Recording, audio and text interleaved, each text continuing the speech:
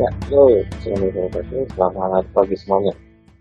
Hari ini kita baru yang memang biasanya kita bikin khusus hanya pada bulan Ramadan saja. Kita menyebutnya kelas 21 hari khusus edisi Ramadan. Nah, apa isi dari kelas ini? Lihat ya, kita nyebutnya adalah kelas subuhan. Jadi, di bulan Ramadan ini ada kelas yang dilaksanakan pagi hari dan ada kelas yang dilaksanakan malam hari. Dasar dulu ya. Oke. Ya, jadi ada kelas yang dilaksanakan pagi hari, kita menyebutnya sebagai kelas subuhan. Dan ada kelas yang nanti dilaksanakan itu malam hari, yakni kelas 21 hari non-stop seperti biasa. Jadi kalau dulu di Ramadan sebelum-sebelumnya, itu hanya malam hari saja latihan dengan nafasnya setelah tarawih. Jadi jam 20.20 biasanya. Jam 20.20 mulai, berarti sekitar ya 45 sampai 60 menit lah. Ya, ini kan bisa dipakai manfaatnya diantaranya untuk bakar kelebihan gula yang barangkali saat Anda makan berbuka itu kalau berlebih gitu kan, boleh terlalu berlebih itu. Maka nanti malamnya kita bantu dalam beribadah, latihan tarawih, kita bantu dengan latihan napas, untuk nurunin gula, untuk normalisasi kolesterol lagi, itu satu. Kemudian ada juga yang paginya, itu kelas subuhan. Itu kelas yang dilaksanakan pada jam 5:05, kelas subuh. Di jam 5:05, latihan, ya kan? Setelah imsak, setelah sahur, imsak, kemudian Anda subuhan, salat subuh, setelah itu latihan olah napas untuk menyongsong hari. Nanti kita pilihkan yang memiliki manfaat untuk apa namanya memperkuat Anda berpuasa pada hari itu.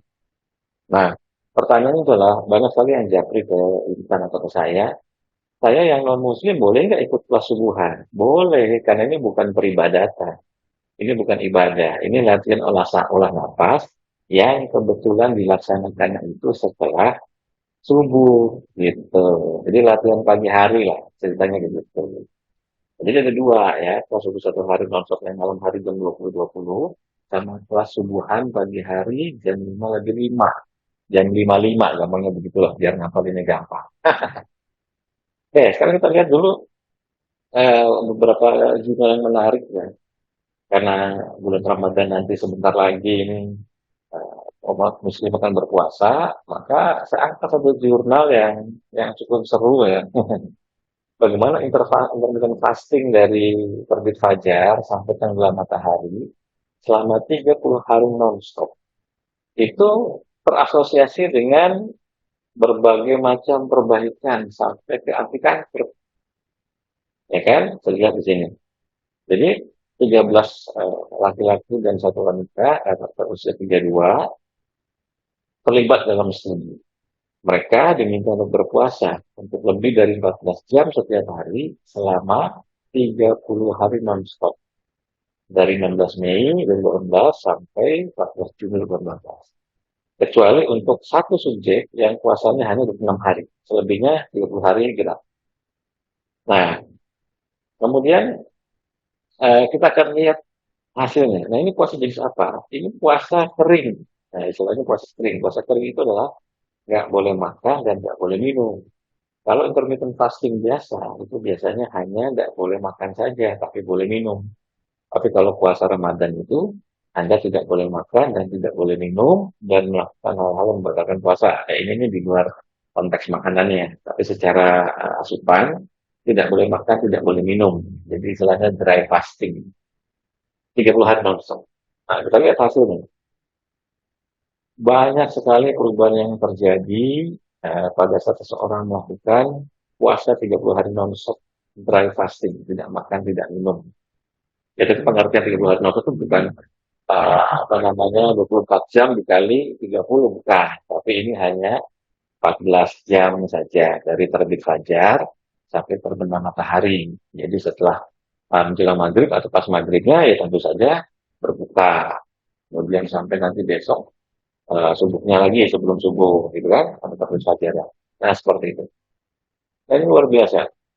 banyak perbaikan-perbaikan pada glukosa, metabolisme lemak, kemudian anti kanker, kemudian responsivitas insulinnya juga meningkat, circadian clock-nya juga membaik, berarti jam tidurnya juga membaik, fungsi-fungsi hormon dan enzim juga membaik, perbaikan DNA dan sebagainya, imun sistem, fungsi kognitif, luar biasa. Ya kan, hanya dengan 30 hari.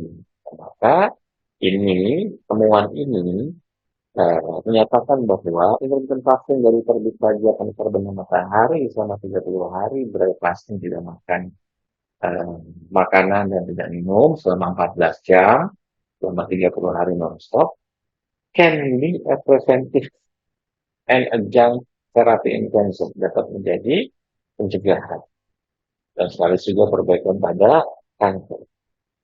Metabolic syndrome, metabolic syndrome itu dulu saya pernah bikin video secara khusus, lingkar perut, gula darah, HDL, trigliserida, ya kan?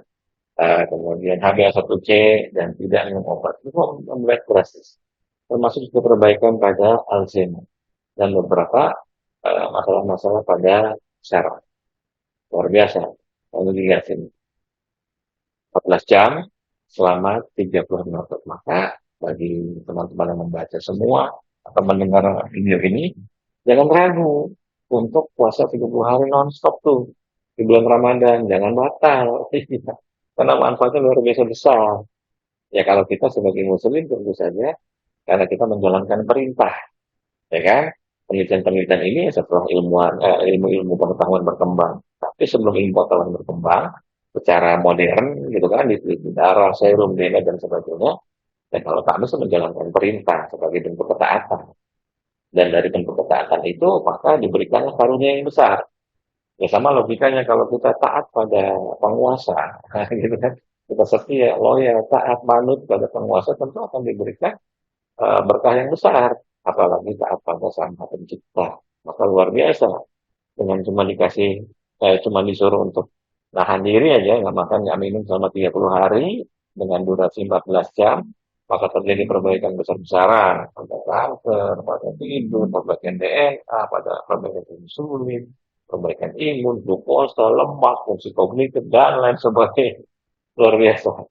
Nah ini bagian kita bahasan mengenai puasanya. Lalu pertanyaannya, kenapa subuhan? Nah, kalau tadi puasanya ya, ini puasanya udah manfaat. Nah, kemudian bangun subuh dan tidak tidur lagi setelahnya itu ada banyak penelitiannya. Jadi ada penelitian pre post test, jadi pre itu berarti sebelum dan sesudah, yang melibatkan 56 mahasiswa yang dilakukan untuk melihat perbandingan tingkat stres pada mahasiswa yang sebelumnya memiliki kebiasaan tidur pagi setelah sholat subuh. Nah, hasil studinya menunjukkan tingkat perubahan yang signifikan terhadap kecemasan dan level stres pada kelompok perlakuan setelah mengubah kebiasaan tidur paginya menjadi kebiasaan untuk bangun pagi dibandingkan dengan kelompok kontrol. Jadi setelah dia bangun pagi hari subuh, gitu kan, lalu tidak tidur lagi. Ya mungkin tahap awal akan ada penyesuaian, gitu kan. Dulu pun ya ketika melakukan hal seperti ini ada ngantuknya. Tapi setelah sudah mulai menjadi kebiasaan, itu 3-5 hari saja, itu ke depannya sudah gampang sekali. Dan kecemasan menurun, stres juga menurun. Kita lagi studi dari Massachusetts General Hospital melakukan penelitian dengan memeriksa genom atau informasi genetik setiap individu untuk menentukan hubungan antara gen, waktu bangun tidur yang mereka sukai, dan bagaimana hal tersebut berkaitan dengan kesehatan mereka. Hasil studinya menunjukkan orang-orang dengan kebiasaan bangun pagi memiliki kesehatan mental yang lebih baik, indeks massa tubuh yang stabil, serta memiliki resiko penyakit kronis seperti diabetes tipe 2 yang lebih kecil. Sedangkan mereka yang memiliki kebiasaan tidur larut malam memiliki resiko skizofrenia dan mengalami depresi yang lebih tinggi. Jadi kalau sebut luar biasa, ya kan? Nah, kalau sebegitu, ada sebuah pertanyaan menarik di salah satu grup OMG. Aduh, rasanya berat mas untuk bangun subuh pagi. Nah, ini faktornya. Ini faktornya saja, problemnya faktornya. Ya kan? Karena saya sering kasih analogi, seperti misalnya, jika kita punya tiket ke Bali, tiket pesawat ke Bali, jam 5 pagi, maka kita akan melakukan segala daya dan upaya, kita akan melakukan segala daya dan upaya untuk tidak terlambat, untuk tetap bangun. Kenapa bisa begitu? Karena valuable, tiketnya itu bernilai. Ada aktivitas yang nanti mungkin di Bali, mungkin liburan atau jalan-jalan sebagainya, yang memiliki nilai, memiliki nilai. Nah, sementara subuh itu, kebanyakan kita nggak bisa melihat value-nya, nilainya, benar nggak? Nah, karena kita nggak bisa lihat value-nya, maka disepelekan.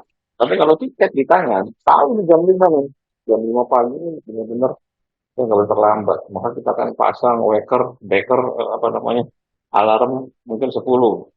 Setiap 5 menit bunyi, 5 menit bunyi gitu kan. Biar kita bangun. Terkondisikanlah semua sistem di tubuh kita untuk menuju ke jam 5 pagi itu nggak boleh terlambat. Nah ini juga sama. Jadi kalau Anda merasa sulit untuk bangun pagi, niatnya dikuatkan lagi. Niatnya dikuatkan lagi. Supaya apa? Supaya nanti punya kekuatan untuk bangun pada jam itu. Lalu latihan. Nah sekarang pertanyaannya adalah latihannya bagaimana? Nah, latihannya bagaimana?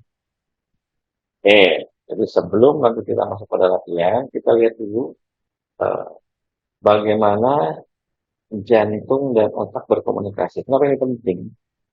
Karena segala proses yang di luar kebiasaan kita, awalnya selalu harus dimulai dengan niat. Dan niat itu adanya di kolbu, di hati kita, direpresentasikan oleh jantung kita. Nah, jantung itu satu-satunya sel yang memiliki jumlah mitokondria paling banyak dibandingkan sel-sel lain. Kalau sel-sel tubuh kita rata-rata 1000 sampai 1500, mungkin di otak antara 1000 sampai 2500. Di jantung itu 2500 sekitar 5000 mitokondria per selnya. Jadi luar biasa besar. Jadi ketika seorang itu berniat, dia berniat dalam hati, maka seluruh mitokondrianya memancarkan gelombang, memancarkan energi untuk mengkondisikan bahwa oke, saya akan bangun subuh, saya akan bangun pagi, atau saya akan puasa pada hari ini. Nah, maka akan kirim sinyal otomatis. Nah, proses untuk pengiriman transmisi ini dari jantung ke seluruh tubuh ini, sama ke otak yang lain, ya kan ada otak kepala dan ada otak perut. Jadi ada head brain, ada heart brain, dan ada good brain. Nah, jadi jantung melakukan komunikasi dengan otak ini dengan empat cara. Yang pertama menggunakan prinsip komunikasi berbasis sistem saraf. Jadi kirim sinyal-sinyal saraf tuh. Ya kan, impuls-impuls listrik lah, kira-kira begitu. Kemudian juga komunikasi berbasis hormon. Komunikasi yang ketiga berbasis pulse. Ber, ber, ber. Nah, gitu tuh. Dan keempat berbasis gelombang elektromagnetik. Jadi jantung itu istimewa. Dia bisa kirim sinyal komunikasi dengan otak atau ke seluruh tubuh dengan empat jenis cara ini. Tapi ini hanya bisa terjadi apabila koheren, koherensi. Nah, terjadi koherensi. Ada koherensi dan saya jelaskan. Ini pahami dulu ya, cara komunikasi. Jadi ketika seorang itu berniat, maka seluruh jalur 4 channel ini terbuka. Jantung akan kirimkan semua sistem cara, komunikasi berbasis sistem cara, komunikasi berbasis hormon, komunikasi berbasis pulse, komunikasi berbasis gelombang elektromagnetik, kirimkan ke seluruh otak dan tubuh yang ada di sekitar. Luar biasa kan? Maka begitu niat saya bangun pagi, nanti tinggal dilihat niatnya terlaksana apa enggak, kuat apa enggak. Niat saya ingin puasa hari ini, jantungnya bergetar, kirimkan 4 sinyal semua channelnya kebuka, kirim ke seluruh tubuh. Nanti tinggal diuji, tahan atau tidak dengan godaan, gitu kan? Ya, jadi komunikasinya 4. Terus ya, dan karena jantung itu tadi secara ilmiah memiliki jumlah mitokondria yang paling banyak per sel dibandingkan sel-sel yang lain, maka kekuatan yang lahir dari jantung, kekuatan yang lahir dari kolbu kita, ini dipastikan dapat membajak semua fungsi-fungsi tubuh yang lain. Dapat mempengaruhi semua fungsi-fungsi tubuh yang lain. Contoh nih, contoh. Tiba-tiba kita diajak makan di bulan puasa sama teman. Wah, tapi memang ini dalam situasi yang katakanlah formal, katakanlah begitu ya, diajak makan. Terus begitu kita ingat bahwa kita lagi puasa, kita ngomong dalam hati, ah enggak, saya lagi puasa. Langsung kalah semua tuh panca indera. Yang tadinya panca indera ngelihat nasi ngebul gitu kan, melihat mungkin daging atau es jeruk, es kelapa muda, pokoknya segala sesuatu yang melenakan panca indera dan pengaruh otak untuk menyantap.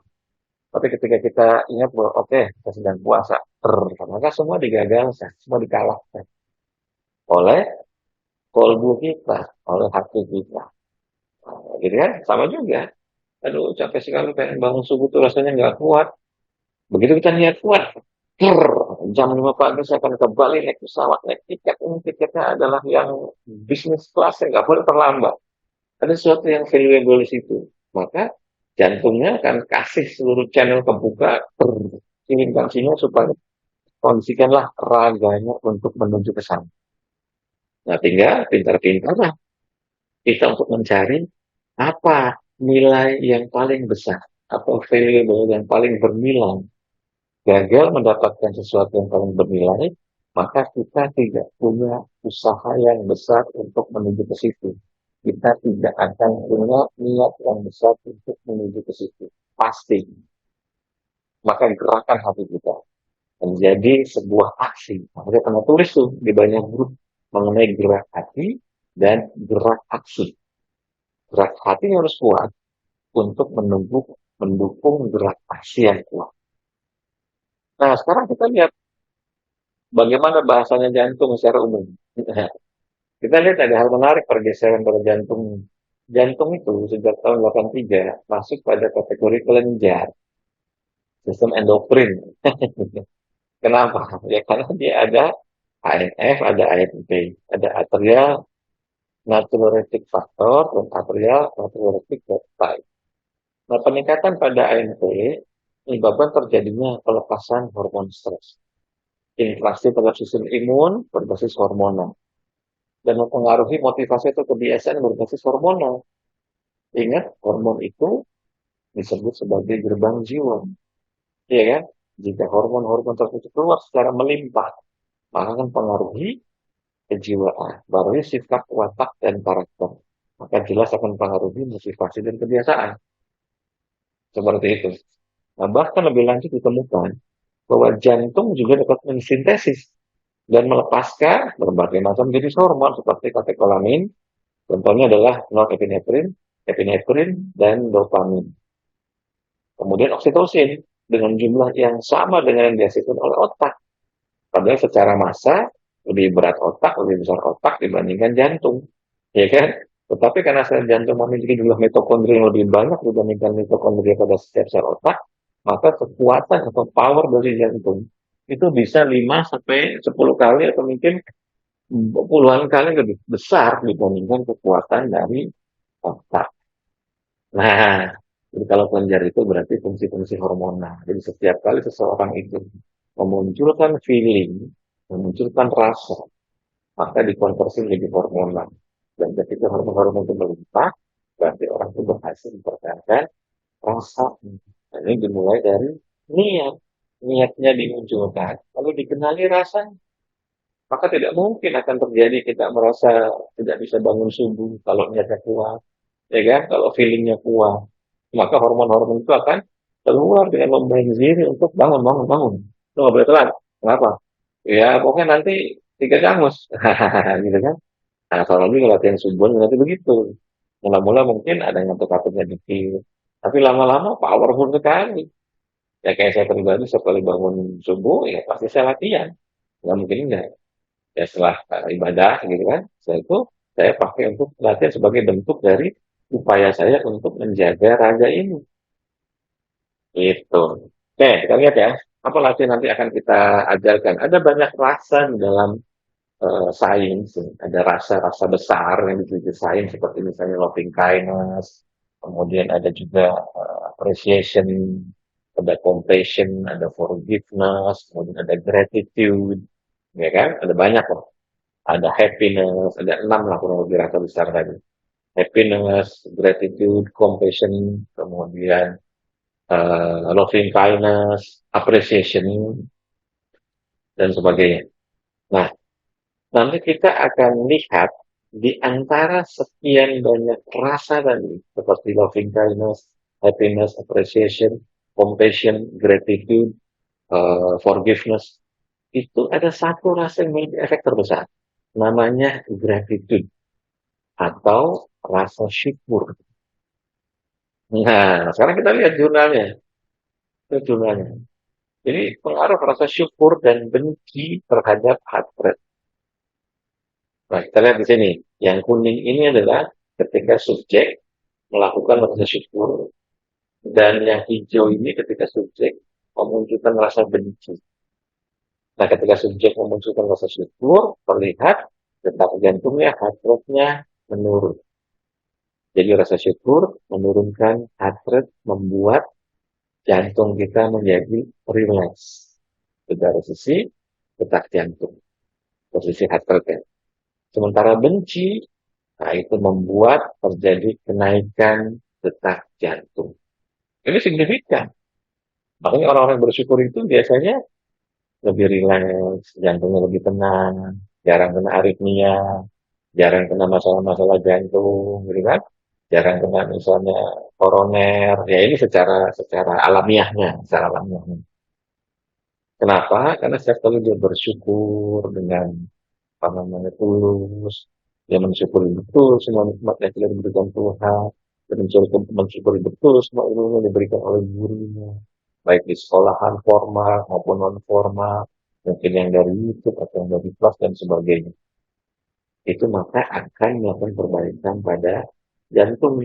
Maka rasa syukur ini memiliki manfaat yang sangat luar biasa dibandingkan rasa benci. Nah, kemudian sinkronisasi pada saat sedang melakukan rasa syukur di otak. Nah, ini kelihatan bahwa ketika kita sedang bersyukur, maka otak pun melakukan sinkronisasi positif.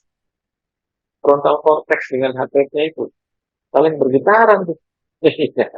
Ya ini ada penjelasan ini agak panjang, tapi sederhananya rasa syukur yang ditimbulkan dalam hati secara tulus dan jujur itu, dan kemudian dipertahankan dalam periode waktu tertentu, dan ditingkatkan, diamplifikasi kekuatan rasa syukurnya, kedalaman rasa syukurnya, maka dia akan mempengaruhi getarannya, gelombang itu kan melakukan sinkronisasi dengan otak dan mempengaruhi di hampir semua bagian pada otak. Luar biasa kan? Nah, kita lihat ceritanya lagi antara rasa syukur dengan pengaruh genetik. Jadi ada studi terhadap 154 orang selama 6 bulan yang diminta untuk melakukan aktivitas untuk memilih sesuatu yang spesifik, besar atau kecil, yang dilakukan orang lain terhadap dirinya untuk disyukuri sebesar-besarnya selama 5 menit. Contoh yang paling gampang. Anda membuka YouTube saya, lalu melihat ada audio 55. Dipraktekkan, lalu enak. Nah, setelah itu, Anda bersyukur. Selama 5 menit diamplifikasi. Terima kasih Tuhan, Engkau telah memberikan jalan kebaikan pada audio 55 yang dibuat sama OMG ini. Karena melalui jalan 55, Engkau telah mentakdirkan saya untuk jadi lebih enak, lebih baik perasaannya. Yang tadinya sesak menjadi plong, yang tadinya berdebar-debar jadi hilang, yang tadinya khawatir, cemas juga menjadi hilang. Terima kasih. Terus dilakukan terus-menerus. Terima kasih Mas Gunggung, misalnya terima kasih OMG, terima kasih audionya. Lewat jalan ini Tuhan sudah mentakdirkan saya untuk itu lebih baik dan sesuai dan terus. Ya kita sebesar-besarnya selama 5 menit. Terus apa saja? Terhadap yang lain juga, ya kan? Terhadap video atau mungkin terhadap tulisan orang, apalah terserah. Pokoknya disyukuri secara spesifik, besar atau kecil yang dilakukan oleh terhadap diri kita. Nah, itu hasilnya bagaimana? Ini menarik sekali. Menarik sekali.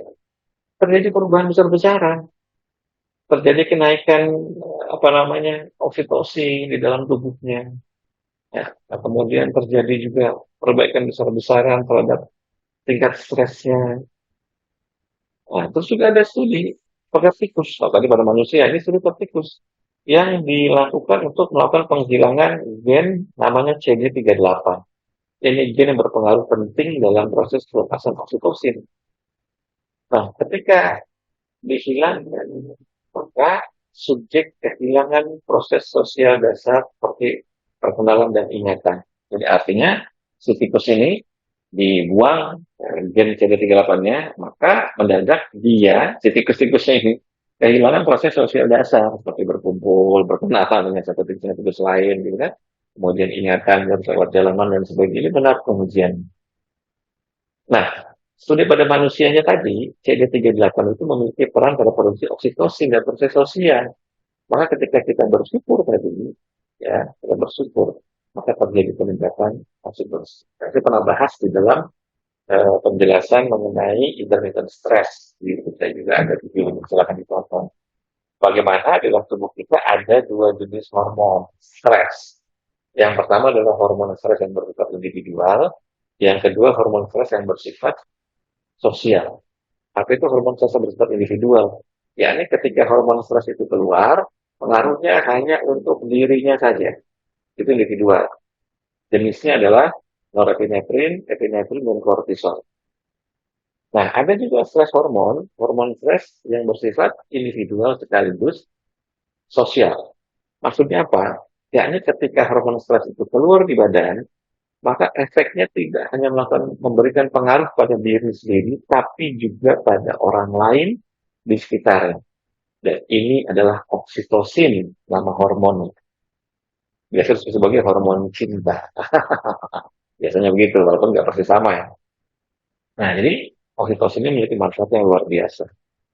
Nah, Mas, ini kalau misalnya saya sekarang ini lagi duduk santai, terus saya merem, terus saya atur nafas, terus saya rileks, lalu saya bahagia.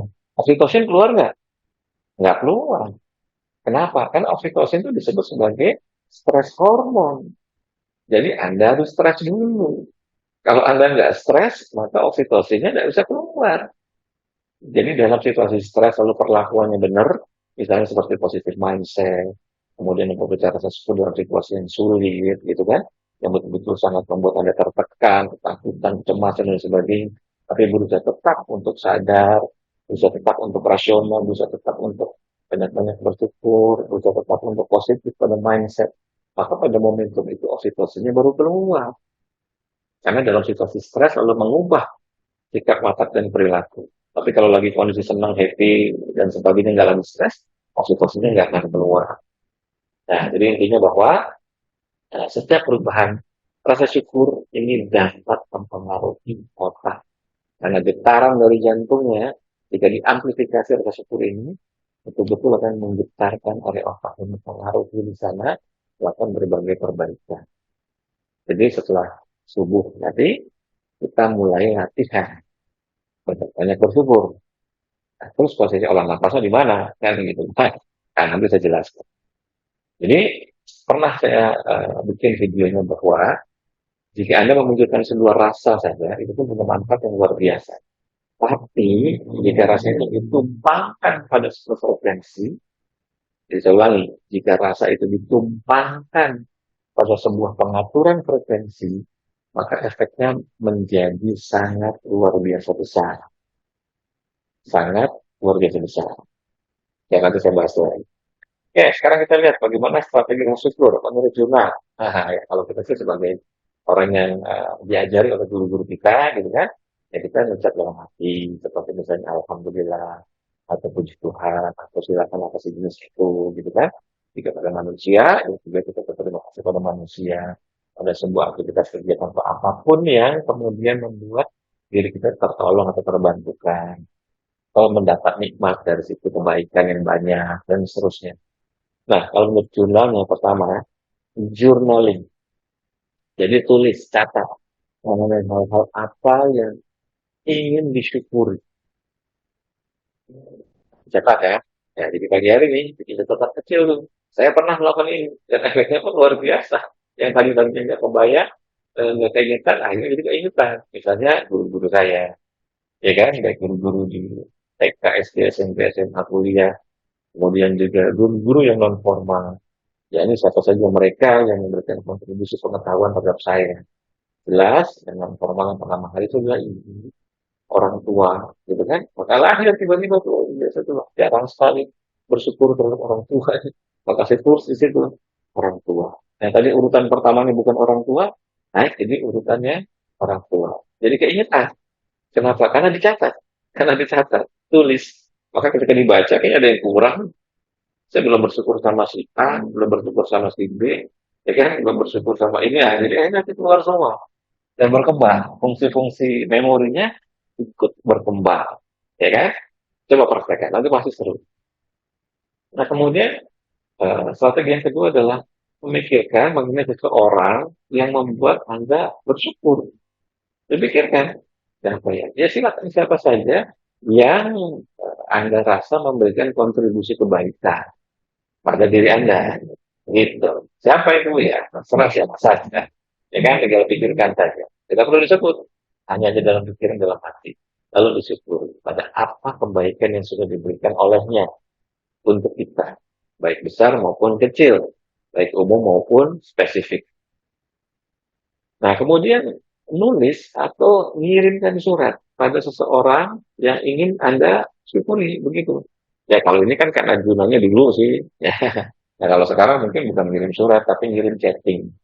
Terima kasih OMG, terima kasih Mas Tunggung, atau terima kasih siapa, gitu kan. Berkat latihan ini, saya sudah merasa begini, begini, begini. Berkat latihan ritme suka begini, saya merasa perbaikan yang sebegini. Terima kasih banyak. Mudah-mudahan Tuhan membalas kebaikan Anda. Apalagi kalau misalnya dapatnya secara gratisan, tidak membayar dari YouTube misalnya begitu kan. Oh, itu harus lebih besar lagi.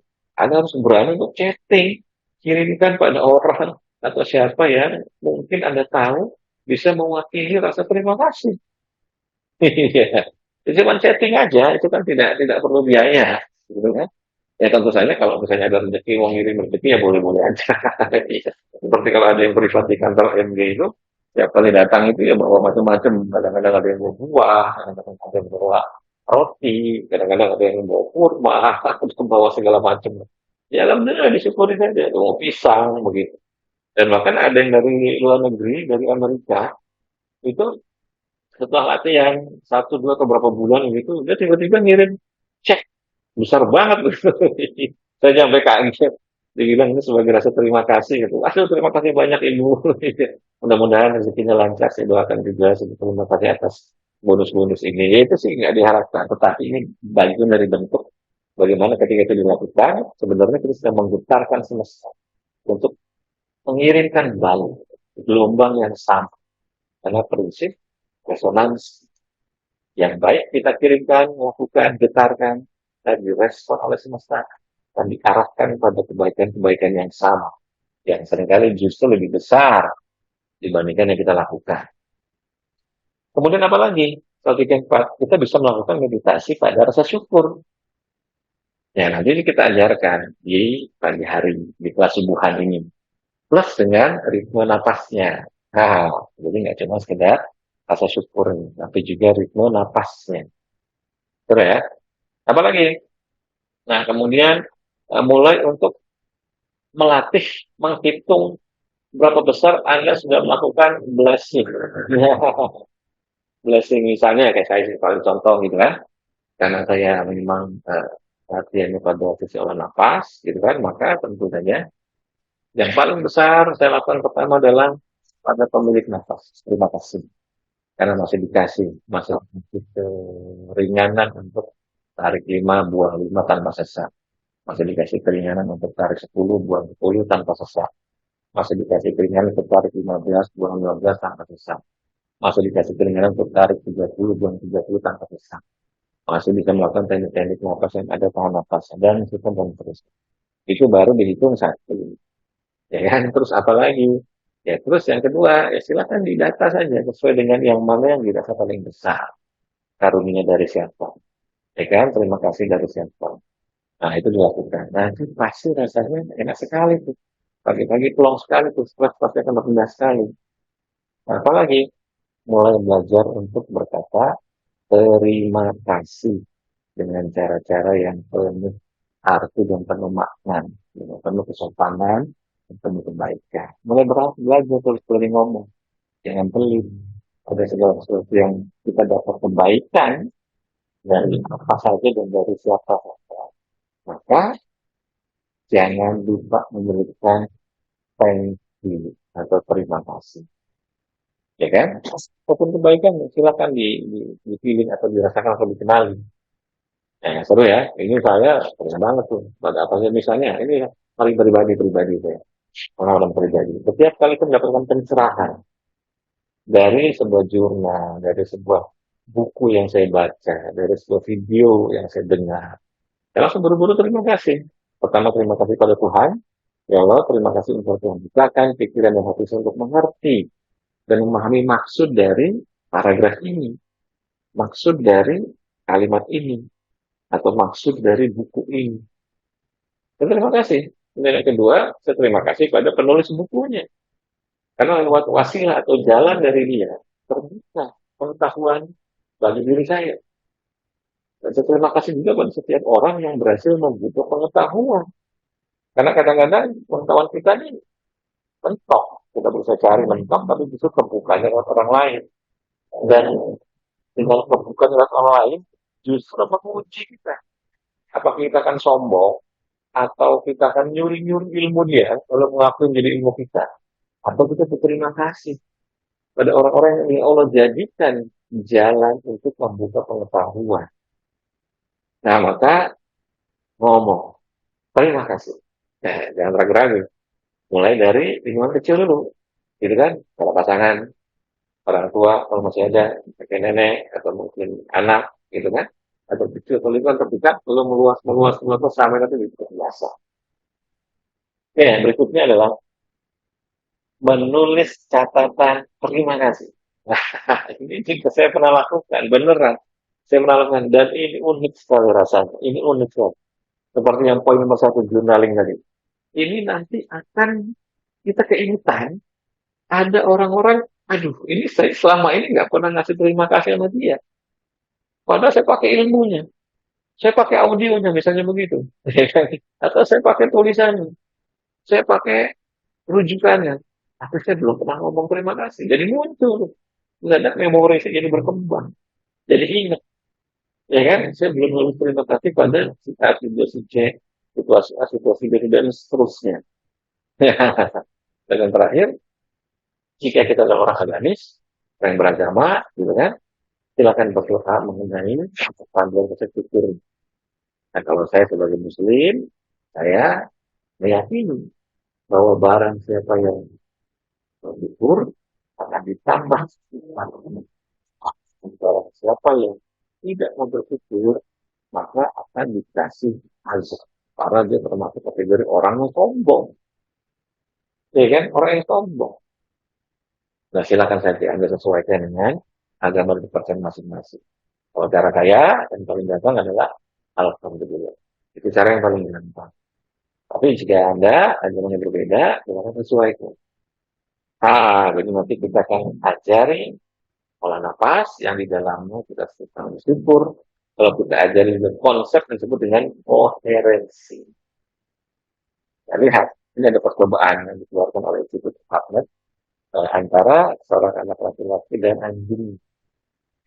Nah, jadi ketika si anak laki-laki namanya Josh ini dan anjingnya namanya Mabel ini masih berada di ruangan yang berbeda, maka HRV-nya, ya, kita lihat sini heart rate-nya, itu ya masih tidak beraturan sesuai dengan kondisi mereka masing-masing, gitu kan?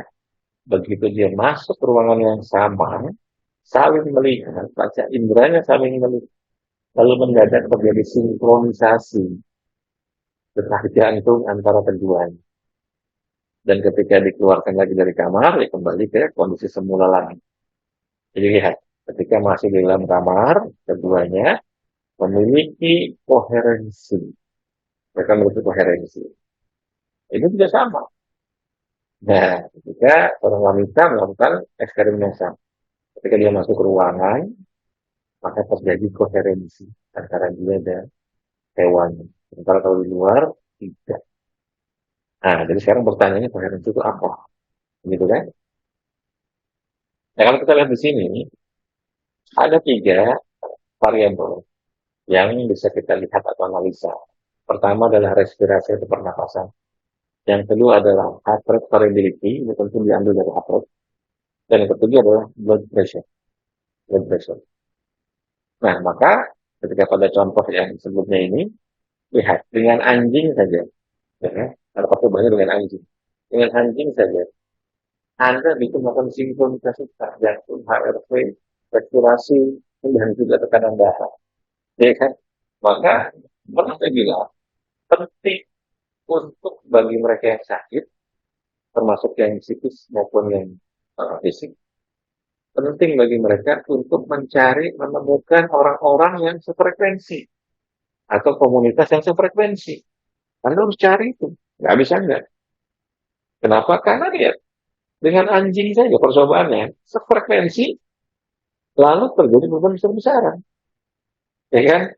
Nah, nanti lakukan untuk mencari orang yang sefrekuensi, atau guru yang sefrekuensi, atau mentor yang sefrekuensi, atau mungkin komunitas yang sefrekuensi yang di dalamnya Anda selalu merasa diberi motivasi dan kemudian merasa tergetah untuk melakukan perubahan baik. Nah, sini nanti ini berubah semua tuh. Ya kan? Pada metode itu 4 channel jalur jantung tadi. Channel untuk syaraf, channel hormonal, channel pulse, pulsatif, kemudian channel elektromagnetik dari jantung. Nah, kita lihat di sini. Koherensi bukanlah relaksasi. Kalau relaksasi secara teori medisnya adalah keseluruhan penurunan dari autonomic outflow. Dilihat dari lower HRT dan pergeseran saraf otonom dari simpatik menuju parasimpatik. Dan relaksasi. Kalau Anda selangjuran, Anda stres itu, selangjuran dengan sangat senang, lebih dari relax, gitu kan. Berusaha untuk melepaskan semua beban. Maka yang terjadi pergeseran saraf otonom dari simpatik ke parasimpatik. Ya, tapi ini bukan koherensi. Lain. Nah, kalau koherensi itu adalah, itu titik awal. Koherensi adalah peningkatan relatif pada syaraf parasimpatiknya. Jadi ketika sebuah feeding itu dilakukan, maka terjadi peningkatan pada saraf parasimpatiknya, maka itu baru kita bilang sebagai koherensi. Tapi ini akan diawali dengan relaksasi. Maka ketika diukur pakai alat HRV, biasanya simpatiknya dulu tuh. Yaitu nanti turun, berubah menjadi parasimpatik. Lalu baru outflow-nya naik, parasimpatiknya. Amplitudenya mulai naik. Dan maka semua nanti akan menjadi beresonansi. Napasnya Anda juga menjadi semakin rileks, HRV-nya semakin tinggi, tekanan darah semakin turun karena terjadi peningkatan pada syaraf parasimpatik itu. Nah itu, jelas ya, seru kan? Jadi itulah manfaat nanti subuhan. Udah nggak kerasa 40 menit kan? Nah di antara semuanya ini kan penjelasan-penjelasan secara ilmiah, ya kan? Nah bagi muslim tentu harus kita sebutkan bahwa tidur pagi hari dalam perspektif Islam ini memiliki hukumnya ma'ruf. Bagaimana disampaikan oleh Ibnu Qayyim, di antara hal yang ma'ruf menurut para ulama adalah tidur setelah sholat subuh hingga matahari terbit. Karena waktu tersebut adalah waktu memanen ghanimah atau kebaikan yang baik. Rasulullah juga bersabda, bangunlah pagi hari untuk mencari rezeki dan kebutuhan-kebutuhan. Sesungguhnya pada pagi hari terdapat barokah dan keberuntungan. Ini hadis yang diriwayatkan oleh At-Tabrani dan Al-Bazzar. Menurut lain, waktu ini bersabda, berpagi-pagilah mencari rezeki. Karena sesungguhnya berpagi-pagi itu mau berkah dan menghasilkan kemenang. Dan sekedar informasi, semua kaidah metode nafas ritme banyak nyaris 80%, saya bisa bilang 85% dihasilkan dari pikiran-pikiran saat subuh. Saat saya bangun subuh, ini betulan ini. Jadi setelah bangun subuh itu, setelah saya latihan 55 sebentar, gitu kan, setelah sholat subuh latihan sebentar, kemudian fresh pikiran, lalu banyak ide-ide kreatif, banyak pengetahuan pemahaman, kaidah-kaidah mengenai teori metafisika ini lahir dari kondisi subuhan. Kenapa? Karena saya juga awalnya heran, gitu kan, bukan pada saat malam justru. Dan pada saat merenung malam-malam gitu kan, sepi, itu waktunya mungkin hanya 15%, atau paling banyak 20% kan. Tapi justru yang terbesar pikirannya hadir itu pagi hari untuk menganalisa jurnal, memahami, eksperimen, mendapatkan pencerahan dan sebagainya. Ini pengalaman pribadi. Jadi maka spiritual itu lahir dari konsep subuhan. Ya, jadi itu. Sekali lagi, nanti akan saya munculkan di layar jadwal untuk kelas 21 hari yang malam dan ya subuhan. Jadi ini akan mensupport kondisi puasa dan akan menjadi lebih baik dari sebelum. Anda akan memiliki ketahanan. Bagaimana tulisan di baju saya? Resilience. Resilience. Anda punya ketahanan. Karena apa? Stress resilient. Ketahanan terhadap stres yang luar biasa. Oke. Sampai ketemu di kelas 21 hari yang malam jam 20.20. Ini biayanya adalah 15.990 ya. Dan kelas subuhan yang istimewa, ini biayanya adalah 200.000 untuk 21 hari juga. Jadi Anda bisa ambil salah satunya atau bisa ambil dua-duanya. Manfaatnya luar biasa. Gabungkan dengan intermittent fasting, luar biasa banget pakai banget. Sampai ketemu. Assalamualaikum warahmatullahi wabarakatuh. Selamat pagi.